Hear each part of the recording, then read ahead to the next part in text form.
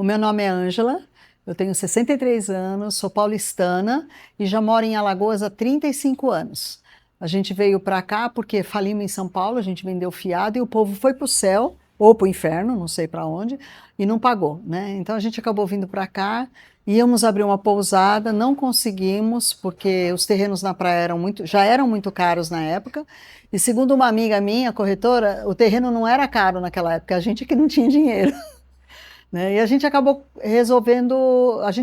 construindo uma pizzaria na Serraria, que era um bairro que ninguém queria morar, ninguém queria abrir nada aqui. Tivemos a sorte de achar essa minha amiga corretora, Rita, e ela falou assim: olha, já que vocês estão tão sem dinheiro, procura alguma coisa na Via Expressa, na primeira ou na segunda rua da Via Expressa. E a gente está realmente localizado com a pizzaria na primeira transversal da Via Expressa. E a pizzaria já tem 35 anos. Eu e Daniel construímos junto com o meu sogro e mais um servente de pedreiro.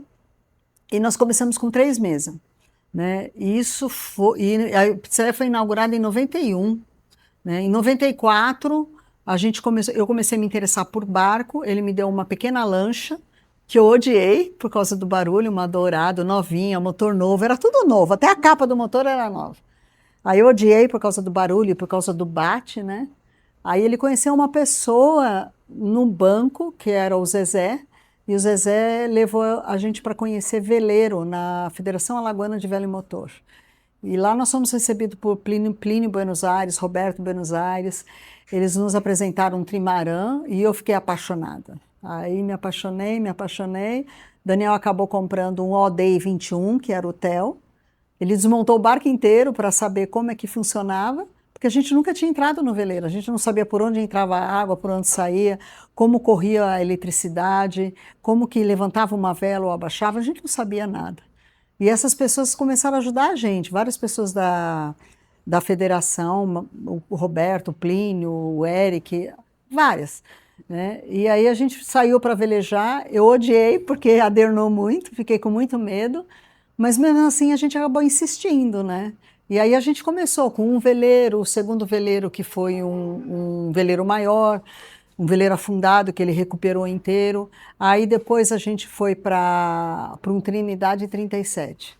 Aí a vida da gente mudou porque nós saímos com as meninas daqui do Brasil, subimos no Nordeste, fizemos Guiana Francesa, fomos para o Caribe, para Bahamas, Estados Unidos, atravessamos o oceano para Açores, e aí também tem muita história para contar, né? E essa travessia para Açores demorou 28 dias. Aí você imagina uma família de 4 pessoas, num espaço de 12 metros de comprimento por 5 de largura, convivendo 28 dias sem poder brigar e sair correndo. A gente tinha que brigar e se entender, né? A gente tinha que se dar bem de qualquer forma. E foi uma experiência maravilhosa, porque as meninas tomavam conta do barco de manhã, eu tomava conta do barco à noite, e elas criaram um senso de responsabilidade muito grande. E o vínculo entre a gente também é muito grande, porque quando você viaja, principalmente de veleiro, que é muito difícil, você acaba tendo que confiar nas pessoas e também acaba tendo que passar confiança, né? E também aprender a manobrar um barco, do jeito que a gente aprendeu do nada, né, nos deu bastante harmonia, porque todas elas aprenderam com a gente, as 2 meninas, né? Então, assim, aí do Caliel, a gente passou por um catamarã que nós construímos, né, o Tic Tac, e do Tic Tac a gente passou para o Tisa, que era outro veleiro de 37 pés, um all day, que a gente comprou nos Estados Unidos, e com esse barco a gente fez o American Great Loop, circunnavegamos Cuba, e aí o Danzinho faleceu, né? Foi morar lá no céu, mas ele já tinha comprado uma Land Rover Defender. E hoje é com esse carro que eu continuo viajando. Viajo sozinha, saí aqui de Maceió, demorei 4 anos para consertar o carro, para acertar tudo. Aí saí daqui de Maceió, fui para o Rio Grande do Sul, aprendi a manobrar mais ou menos o carro, atravessei para a Argentina, que é uma outra história que eu preciso contar também, porque é muito engraçada. Estou viajando, e agora as meninas ficam aqui, ficam em terra, as 2 trabalham, cada uma tem a sua vida. mas elas gostam de acompanhar minhas histórias, às vezes se preocupam porque eu fico 5, 6 dias sem entrar em contato, porque eu não tenho internet no celular, né? Mas eu vou indo, já falei para ela, se acontecer alguma coisa de ruim, não é nem para sair daqui do Brasil para ir me procurar, porque eu estou feliz onde eu estou. Se não me acharem mais, pelo menos eu vou ficar por lá, mas fiquei feliz, entendeu? E assim, é que nem aquela música, né? Quando eu morrer, não quero choro nem vela. Já vou até dar a fita amarela para elas deixar guardada aqui, né? Porque eu não tenho certeza se volto. Porque a estrada, ela é cheia de surpresas. Então, até hoje eu tive muita sorte.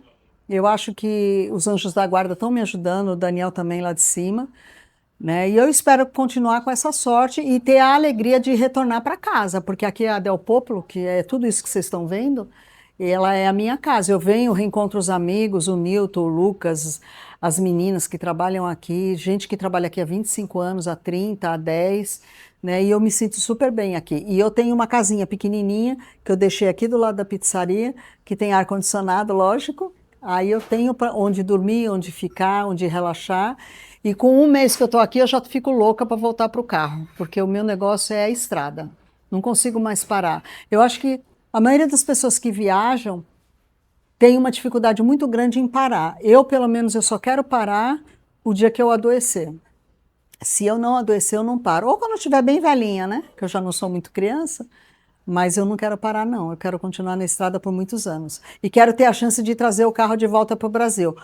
O ano passado, eu estava na Guatemala, estava indo para o sul, para Honduras, aí eu parei o carro numa noite, olhei para o sul, olhei para o norte, no dia seguinte eu dei meia volta e fui para o Canadá.